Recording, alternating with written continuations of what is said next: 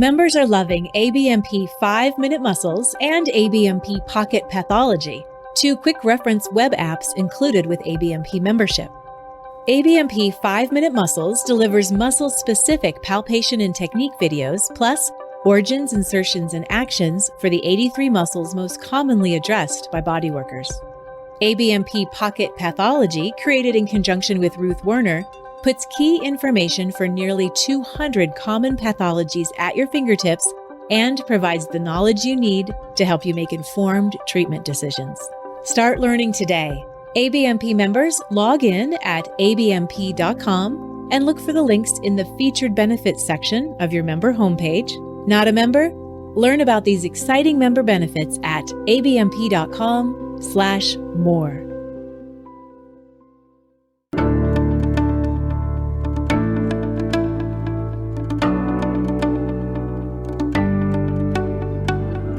I'm Darren Buford. And I'm Kirstin Coverly.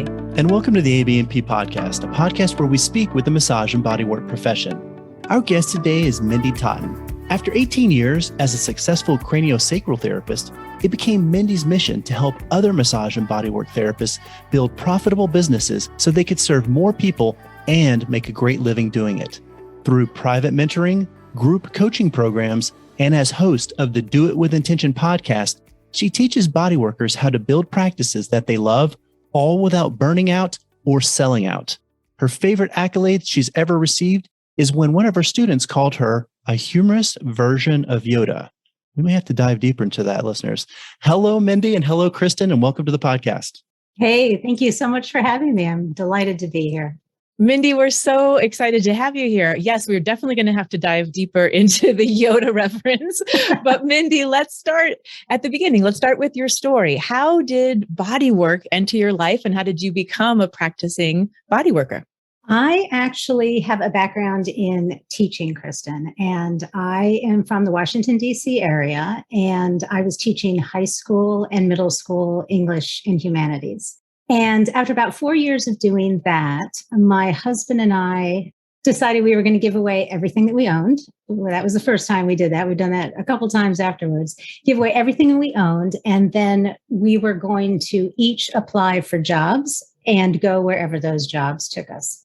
So I'm going to leave out a lot in this story because I know that there is a time limit here, but we ended up going to Berlin, Germany. So I taught in Berlin for 2 years. And I think the idea was that we were going to go for like a year, sort of get it out of our system in air quotes, and then come back to America and go on doing our thing. But that whole idea backfired. We went to Berlin and we were like, whoa, there is so much more of the world to see. So we ended up in Berlin for 2 years, Istanbul for 3 years, and then Singapore for 3 years. And while I was teaching in Singapore, I had a really, really high stressful job, high stress, a lot of expectations. And long story short, I ended up getting sick, right? And this was at a time when I didn't know anything about my body. I didn't know anything about energy, nothing. I was just like, I'm getting sick, so I need to go to the doctor. You need to give me a pill so I can get back doing what I was doing before. Nothing that Western medicine was doing was helping. And so a friend of mine made what I thought at the time was just the most outrageous suggestion I'd ever heard, which is, Mindy, you should go to my chiropractor. And I was like, I don't even know what that word means. Like, what is that? So because she suggested it, I went. And I had a really good experience with the chiropractor. And she said, I think what would really help you is craniosacral therapy. And I was like, in my really Zen way, I was like, that's ridiculous. I don't need a head rub. My issues were in pelvic floor. And I was like, that's crazy. And she said, no, just give it a try. I think it might be something that will help you. So I went, kind of with one eye open the whole time. Like, what are you doing? Like, I'm not even really feeling anything here. And when I sat up at the end, I knew something had shifted. It wasn't like, oh, I'm cured or anything. It was just like something has changed. I feel different in my body. I need to know what this is. I need to find out more about this. So I continued to go for craniosacral therapy. I started really researching this whole body, mind, spirit thing because it was like, oh, so what I put into my body will affect my energy. Wow, how about that? So I was just really green and coming at it from absolute zero. And when we left Singapore, I decided, because I had had a difficult experience that last teaching job, I was like, I'm not going to teach anymore. And it was kind of a dark night of the soul, because I was like, if I'm not a teacher, then who am I? Because that has always been how I've touched other people, how I have, expressed myself. It's just been a really strong, I guess you would use the word archetype, throughout my life. And so I was like, if I'm not a teacher, then what am I going to be? And there was this tiny little voice, and I know you guys can both relate to this too. I call it guidance, like the voice telling me what to do. And I was like, no, I don't want to hear that. What else you got? And this tiny voice was saying, you need to do this craniosacral therapy. This is something that you could do. You could help other people. And I was like, oh, God. So we were back in America. We drove across the country. We settled in Kitty Hawk on the Outer Banks, a teeny tiny little town. And I kept getting this guidance. And I was like, all right, let me look into it.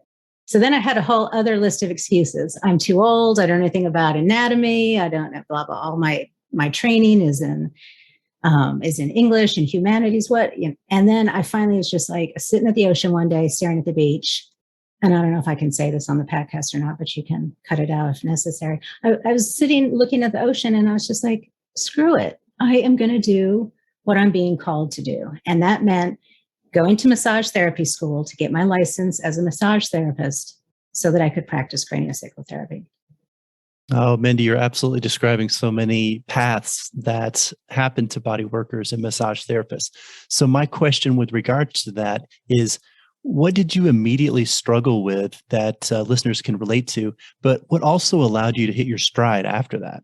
Yeah, well, anyone listening who feels like you've done anything wrong in your bodywork business, I'm here to tell you that I did it as well. I was going to say I did it first, but I certainly, I made all of the mistakes. But the thing that there's two things that I really struggled with in the beginning, Darren. One is confidence. And I know folks who are listening have heard these voices in their heads too, like, who am I to think I can do this work? What if people find out I'm a fraud? I need to go to more classes. I got to take more classes just so I can feel confident that I'm doing this. That was the first piece. And then I had this other thing. I don't know if you can relate or not, but I had this other sense that if I reached out for support, if I asked for help, that I was somehow like a loser. Like I needed to be able to do it myself. And that's part of my personality, pull myself up by my bootstraps and go. And I didn't know what to do. I couldn't do it. I was doing all of the things that they told me to do online and stuff, and they weren't working, partly because they weren't my personality. They didn't really resonate with me, but I just made myself do them. Disastrous results. And then partly just because I would often learn what to do, but it wasn't explained, well, how could I do that? Like, how could I make that work in my business? So what turned it around for me is when I finally put on my big girl pants and pulled them up and said, I need some help. I need some support. And I reached out to someone who was actually a practicing acupuncturist at the time, who was doing some business work. And I was like, I don't know what the heck I'm doing. Can you help me with this? And he was able to help me see my blind spots, to help me get support that I needed in other areas. I always say that having your own bodywork business is like some of the most intensive personal growth work that you'll ever do. Like, all your crap's going to come up. It did for me. And so he was able to direct me to other folks who could help me with my own personal stuff so that I could get over myself and put myself out there. And then the tide started shifting, and it was just like, oh, okay. Not only do I know what to do now, but I know how to do that, how to apply it to my own personal situation. Mindy, let's talk about another aspect of your practice. And this one, I think a lot of listeners are going to be able to relate to. In school, we learn several modalities. And then often when we graduate, we continue to learn and grow and add to our toolbox. So we have a lot to offer our clients. And many times that feels like the right way to go. We want to be able to help everyone with any modality that might work for them. But you really had an idea all along that maybe craniosacral therapy was your focus and you wanted to really focus on that. How did you make that shift from offering multiple modalities so you can please everyone, to really just focusing on doing the work that you love and wanted to do? Yeah, I think it's a very, very common mistake. And it's really counterintuitive. Like you're saying, we think if we offer more things, that's going to help more people and more people are going to come into our practice. But it's a paradox because I've seen it time and time again, not only in my own practice, but in other therapists. When you narrow your focus, that is when things take off. When you are actually doing the work that you're called to do, that you love to do, that your heart is telling you to do, that energy shifts and people are drawn to work with you. And you become, like I became, well, if you want craniosacral therapy, go to Mindy. Like that's what she does. She's the one in town who does that. When I started off, I was offering girlfriend everything under the sun. I'd taken like one class in something. I was like, yeah, I'll put that on the menu, and then it was just, and I didn't do a very good job of it because my passion was for craniosacral therapy. So if you're listening and you're thinking, gosh, I have a modality I really want to focus on, but I don't know how to make the shift. I've got 3 things for you that I think will help. So, and these are things that I did. So number 1 is make the decision, right? I'm going to do this thing and give yourself a date. Not one day I'm going to do, we'll use my example, craniosacral therapy, but as of January 1st, 2007, which is when it was for me, I'm no longer going to take new massage clients.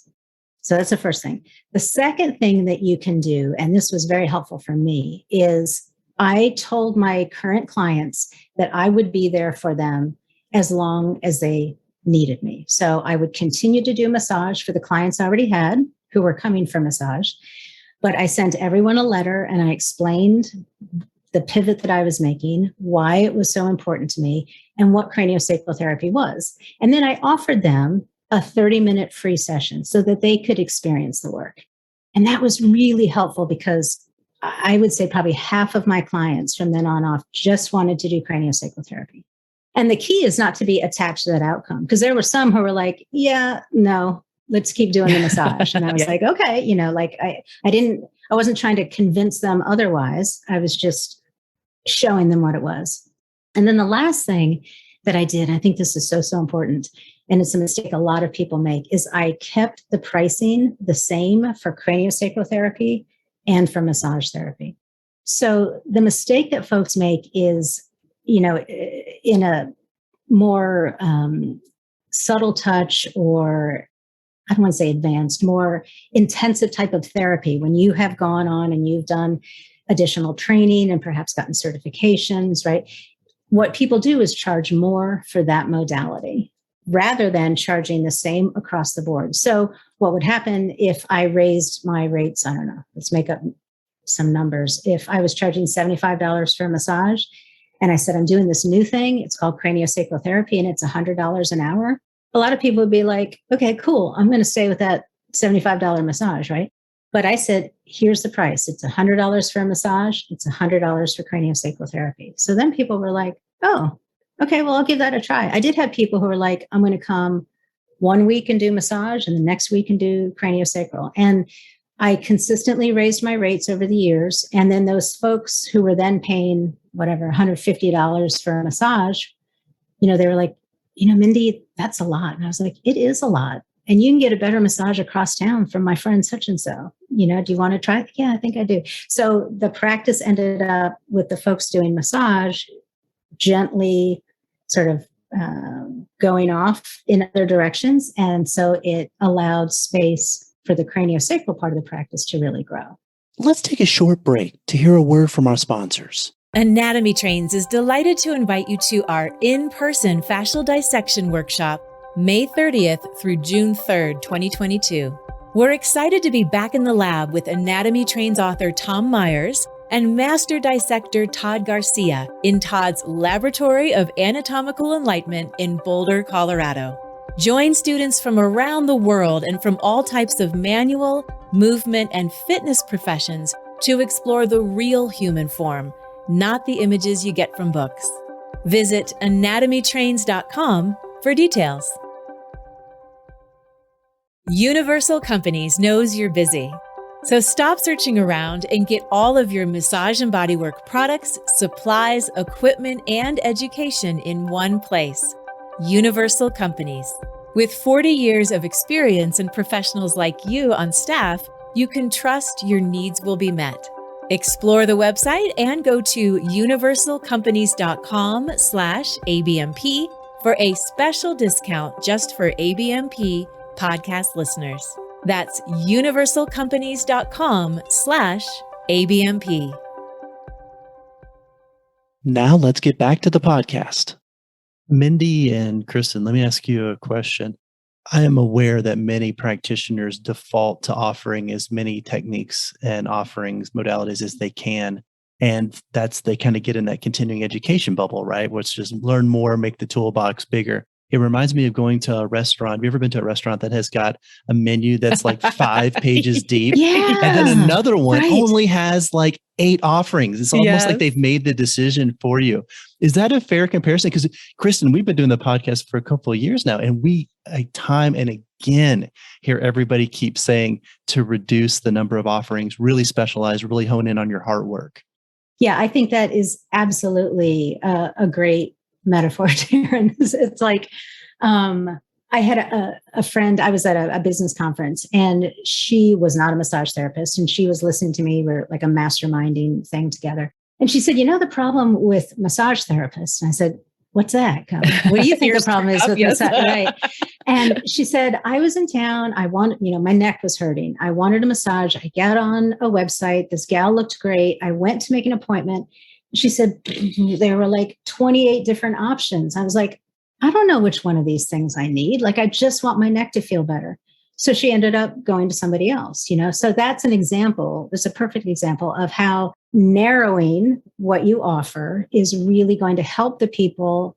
It's going to attract the people who are going to be helped by the work that you do, rather than just being like trying to be the one size fits all or the 5-page menu. Absolutely. And I think as something, referring back to something you said earlier, Mindy, it helps that therapist get clear too. If they say, okay, I can only list 3 things, say, on their services page or, their page on their website. Okay, what 3 things do I really want to focus on? It really helps everyone get clearer. Darren, question for you as a client, if you were looking at different websites and having to pick someone to, book a session with, which menu do you prefer? I agree with what Mindy said. I think if I look at too many options, first of all, I might not know what all those are, and I may not have time to then go look and do a little an online search to figure out what that is and if it even aligns with what I need. Yeah, it's going to be more specific. And most of those things, honestly, Kirstin, come from referrals where somebody says something to me like, hey, I know you've gone and you've received, deep tissue work. Hey, have you ever thought about receiving X, Y, and Z? No, I don't know what that is. And now I'm honed in on that, right? But if I went to that news site and then I saw 20 more modalities, I might be like, I'm so lost. I just want this, right? Right. And it makes you worry that maybe, how great can they be at all those 20 things, right? What is that old phrase? Jack of all trades, master of none. That's it. Yeah. Definitely. Mindy, I was wondering, we've talked about this of possibly studying too many things and not honing in. We also know that massage therapists often don't get a lot of business training in school, which can be problematic too. Is there another thing that leaps out with regards to at the beginning that MTs struggle with business?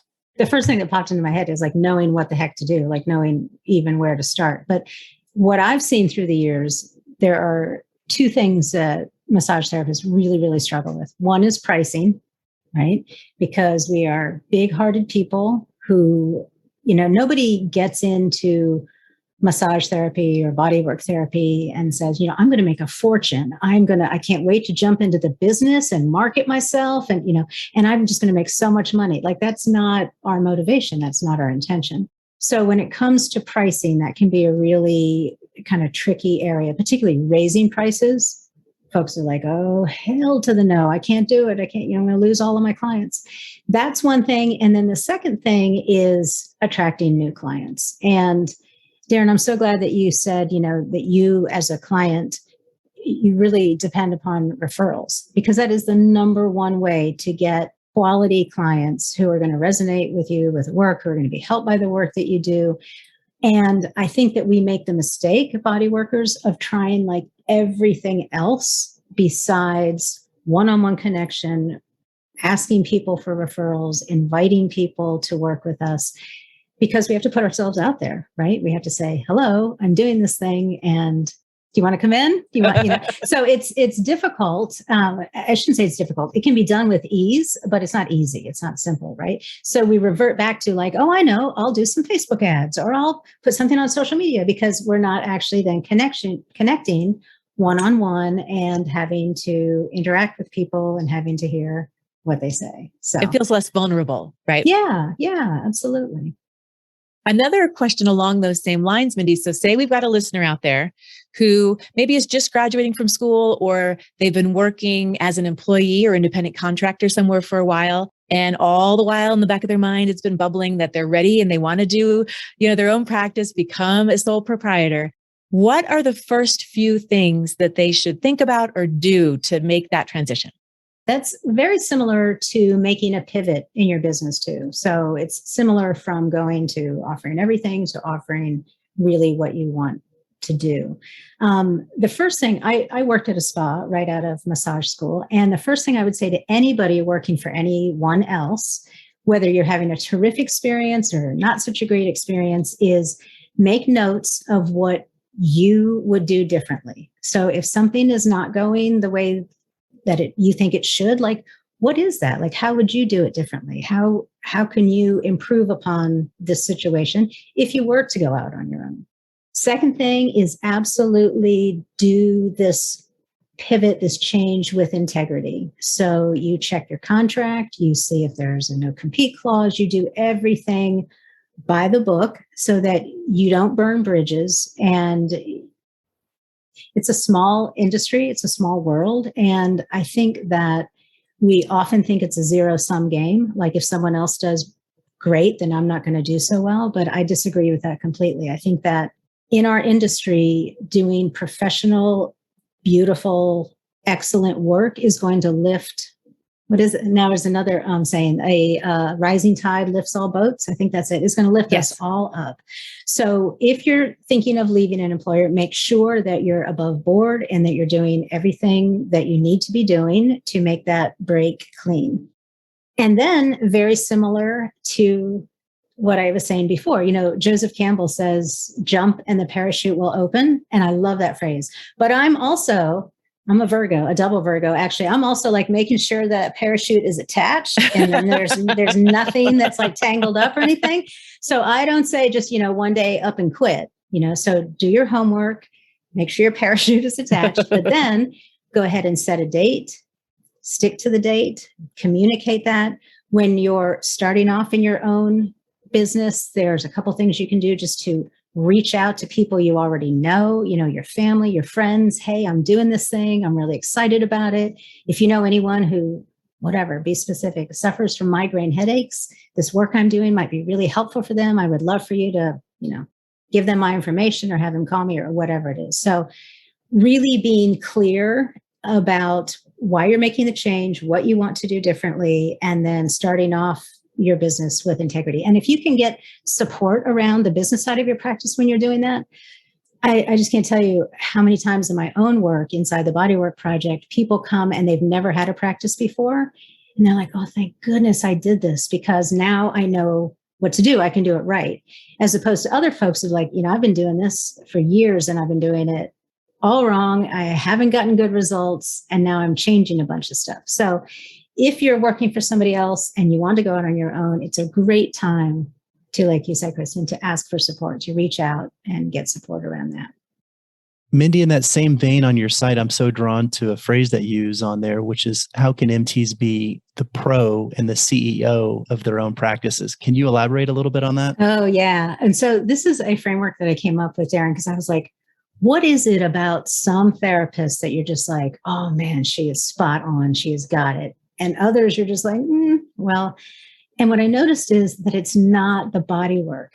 Like it's not the actual hands-on skills. There are other pieces of it. So as I was thinking about it and reflecting, I came up with this framework about being both a pro and a CEO. So a pro has two parts of it, the way that I look at it. The first part is working toward mastery.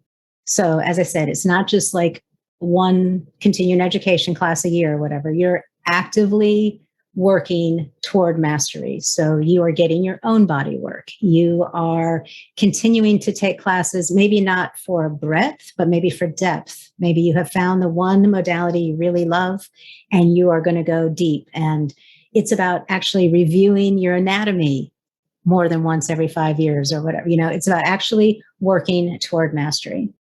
And in addition to that, for being a pro is also the piece that I call creating a safe container for your business.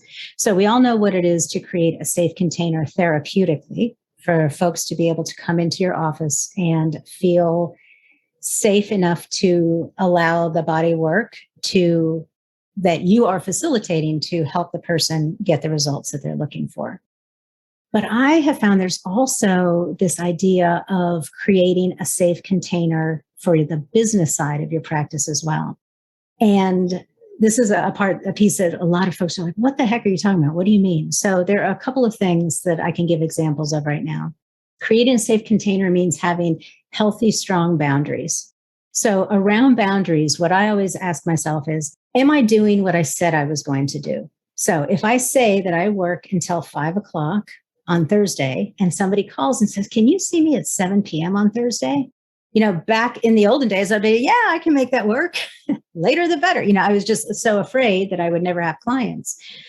But it's actually, again, it's counterintuitive. To create a safe container for your business, you need to stick to those boundaries. So someone calls and says, can you see me at 7?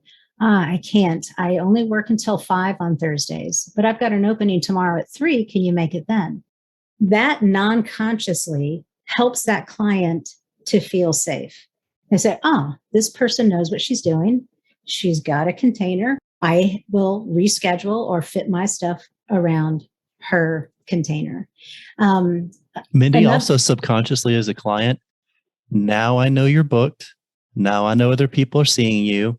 And now I know you're in desire, which means people are looking for you. And it makes me think, I need to be a part of that too. It's a simple kind of psychological thing, twist going on there, but subconscious thing. But it's also like, they're doing so well that I want to be a part of that too. And I will reframe and schedule that. Yeah, exactly. It's like an energetic shift. It goes from that graspy feeling, that we've all had, please come and sign up for a massage, right? And it shifts, just like you're saying, to, okay, I've got it. This is my container. This is what I've set up. And it helps folks who are trying to interact with you. It feels safe. I mean, the word is, I know you're not feeling physically unsafe, but it makes you feel like, just like you said, she's got it going on. Other people are coming in. Okay, I'll do that. Another way to create a safe container is consistency. So consistently do what you say you're going to do. So if you decide that you want to send an email newsletter to your clients and you're going to do it once a month, do it once a month. Don't do it 8 times, once a day for 8 days, and then they don't hear from you for 6 months again. So consistently do what you say you're going to do. Another area for creating a safe container is your pricing. Is your pricing consistent? Or do you have, if you're a teacher, you get this much off. If you've come to see me for 8 years, it's this much. If it's this, that creates, again, that sense of, wait, what's happening here? What's going on? So those are a couple of ideas around creating a safe container. So that's being a pro. And then you move to being a CEO, which is on the business side of your practice. And the 3 parts of that are to reflect and to build and to sustain. And so very briefly, reflecting is just gaining clarity, taking a moment to gain clarity and say, what do I want my business to look like? When do I want to work? What days do I want to work? Who do I want to work with? I was talking with a massage therapist a couple of weeks ago, and she was like, I just opened up and I'm basically full. Like I can't believe it. It just, all these people came and I was like, that's fantastic. And she said, but I'm not really doing the massages that I want to do. Like I'm doing sports and I'm doing deep tissue, but I really want to do this other kind. So having clarity around your business is not just how much money you want to make or how you're going to make it, but being really intentional and really clear about the kind of business that you want to have. And then you go into the build phase, which is all the stuff that we all hear about all the time. The marketing, the promoting yourself, the accounting, the bookkeeping, all of that stuff. And that's where people tend to get stuck instead of going to these other places. And then there's the sustain phase. So if you're listening and you think, I'm never going to have a full practice, I'm here to tell you that there will come a day when you cannot possibly see one more hands-on client without just working your fingers to the bone, literally, right? There will come a time when your practice is full, and that's great. That might be exactly where you want to be.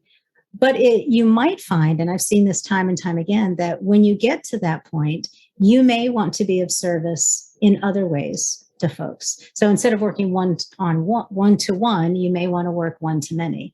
And that can be things like presenting workshops or writing a book or doing group work or whatever it is. So that's the type of sustainability piece for the pro and CEO.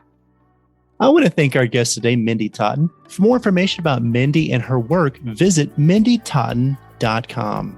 Thanks, Mindy, and thanks, Kirstin. Thank you so much. I really had a great time. Oh, that was such fantastic information. Thanks, Mindy.